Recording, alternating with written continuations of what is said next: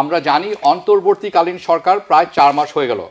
আমরা জানতে চাই আপনার মূল্যায়ন কি এখন পর্যন্ত এই সরকার কি আপনাদের প্রত্যাশা পূরণে সক্ষম হয়েছে?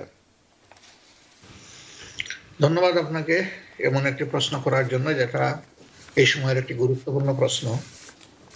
আপনি বলছিলেন যে একটা স্বৈরশাসকের পতন হয়েছে এবং পতিত স্বৈরাচার একটানা 1.5 দশকের ঊর্ধ্বে দেশকে শোষণ করেছে। আমি শাসন তো বলবোই না কোনো অবস্থায়। তারা শোষণ করেছে, নির্যাতন করেছে এবং জাতির উপর তাণ্ডব চালিয়েছে।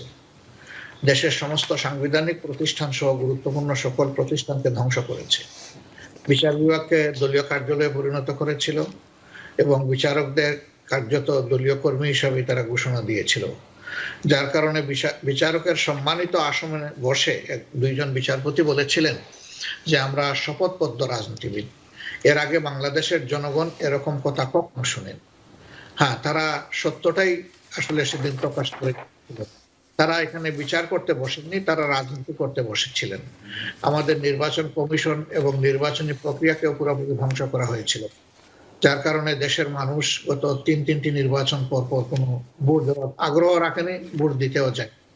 এমনকি তারা তাদের দলীয় কর্মীদেরকেও ভোট কেন্দ্রে নিয়ে যেতে পারেনি, কারণ তাদের উপরে জাতির কোনো আস্থা ছিল না এবং জাতির উপরেও তাদের কোনো আস্থা ছিল না।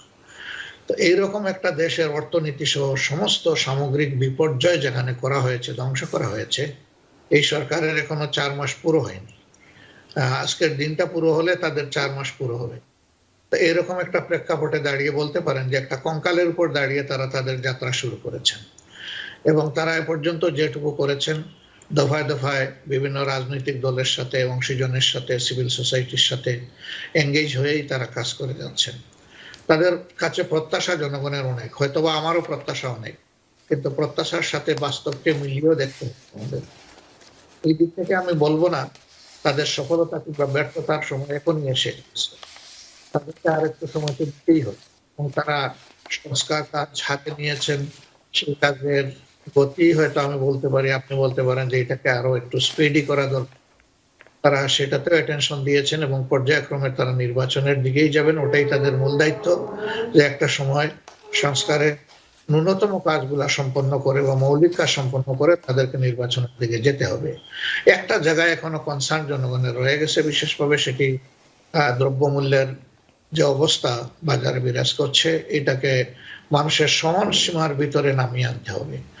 এর জন্য তারা কাজ করছেন।